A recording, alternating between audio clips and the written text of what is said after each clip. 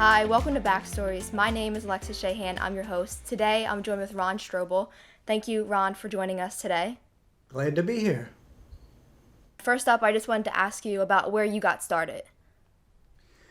Where I got started, although I was born and raised in King of Prussia, I headed out to California to seek my fortune after getting out of the Army with an honorable discharge, and really built a company out there that did flipping of apartment buildings before it was even a concept, and made a lot of money.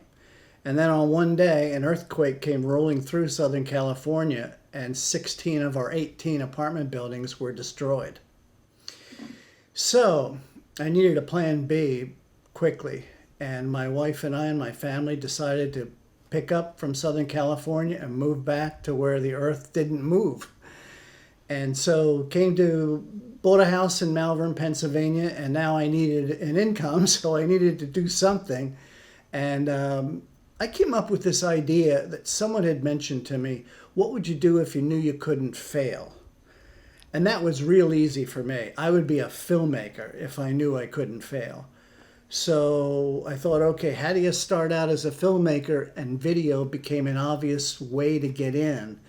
And so I went out and bought a very expensive broadcast camera and had an editing studio built into my home, made up business cards as if I knew what I was doing. And one day ESPN called. And what'd they say?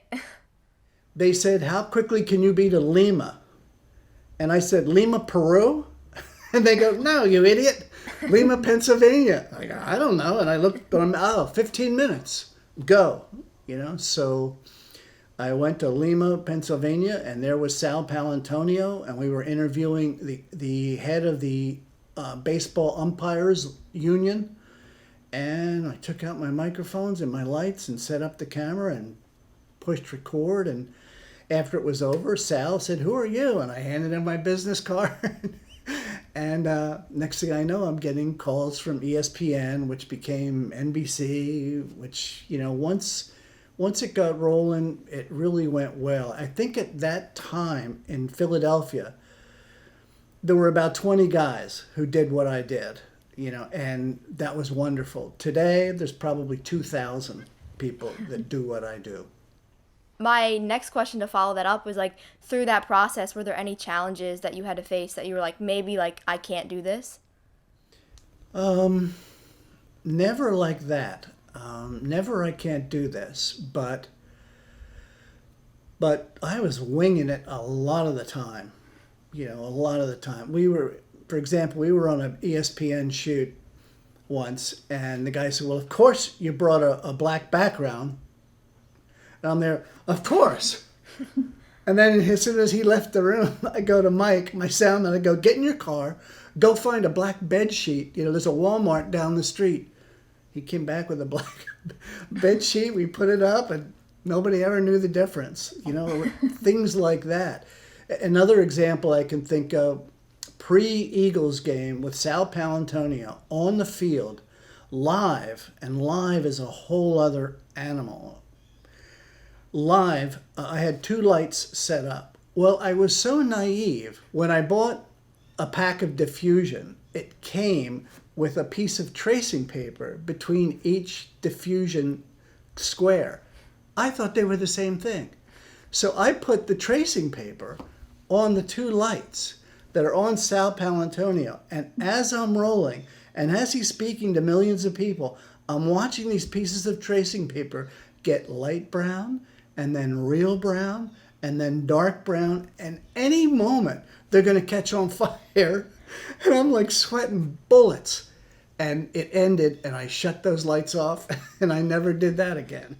Did anyone notice, or was it just you?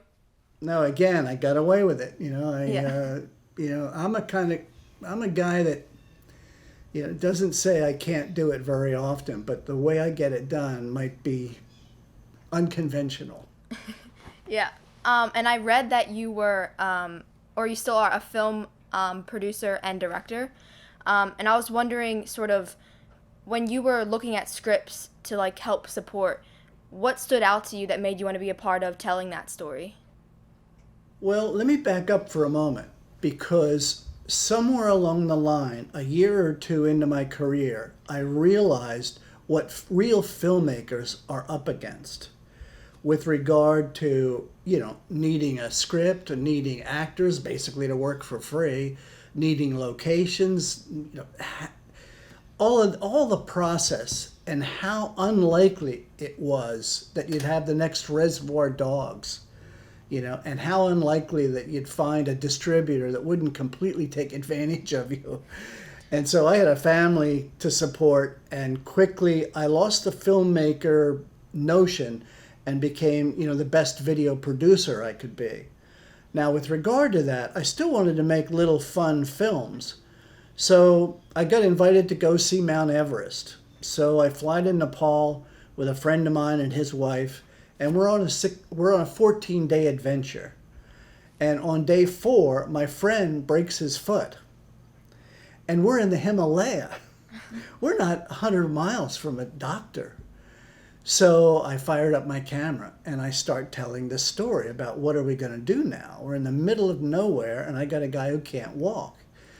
And so it became a 20-minute video finished. And so the script wrote itself.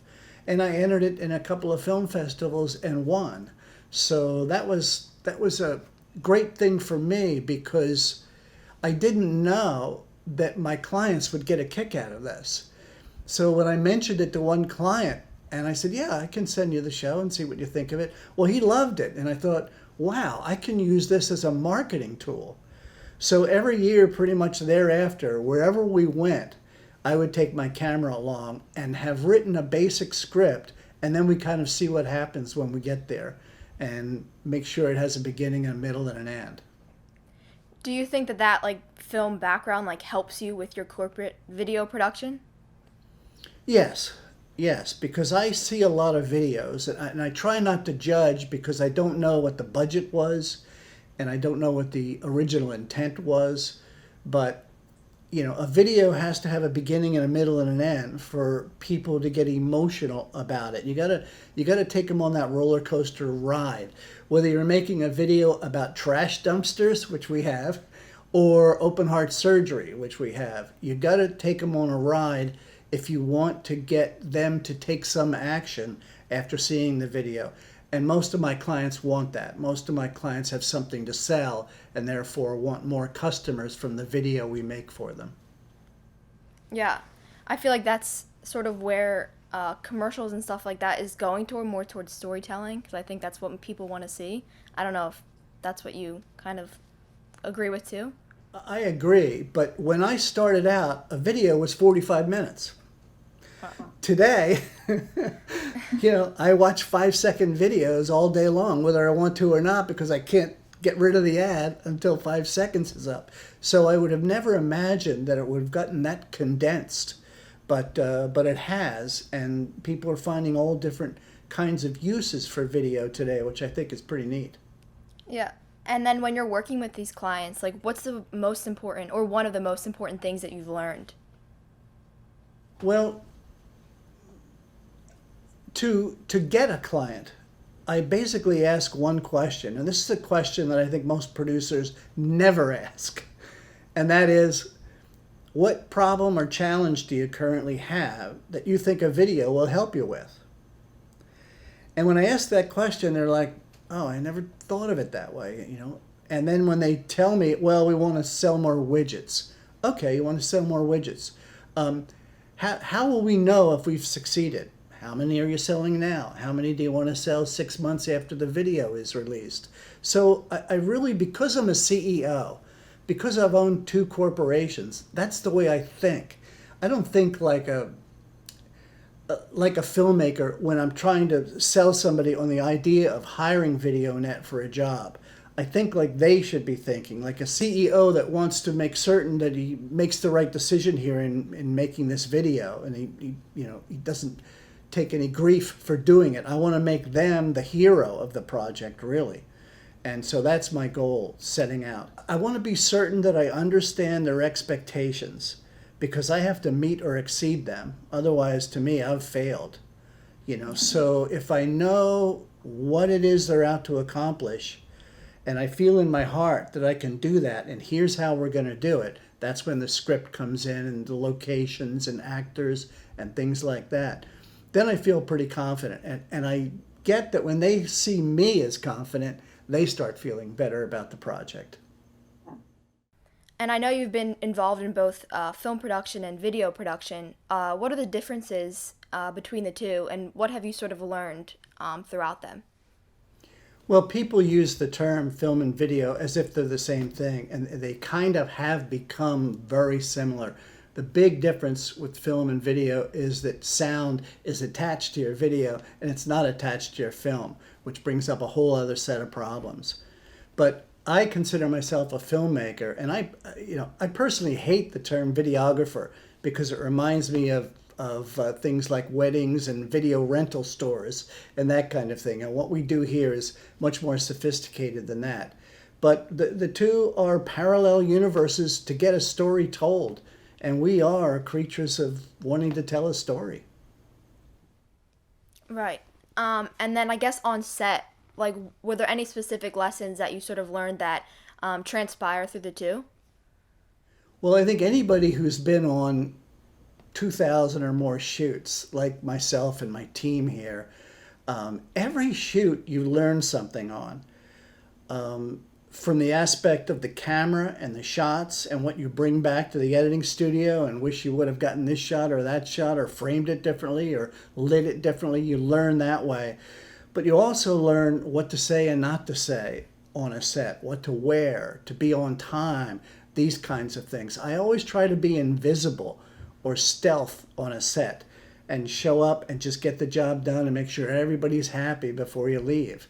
That's a great way to generate new business. So basically, I would just recommend that you're open to any new ideas that come about every time you have a shoot. And then lastly, I just wanted to end off if you had any advice to give to young filmmakers or just young individuals in general who are interested in the video and film industry, like what would you say to them? I guess I would say two things. The first thing I would say is if you really want to go into this business, find somebody who is currently successful at doing what you want to do and hang with them. Hang right on to them, listen to every word, go out on shoots with them, don't expect payment, and really begin to understand how it's done, how you charge for these services, how long does it take, how do you make clients happy. And once you begin to get that, then you can start offering to do videos for people. Again, no charge because you need to build some kind of a portfolio. And then once you have 2 or 3 videos under your belt that you've produced for people, then you're kind of on your way. Then it's just a matter of figuring out who out there has need for this and how do I get a hold of them? How do I get them to talk to me?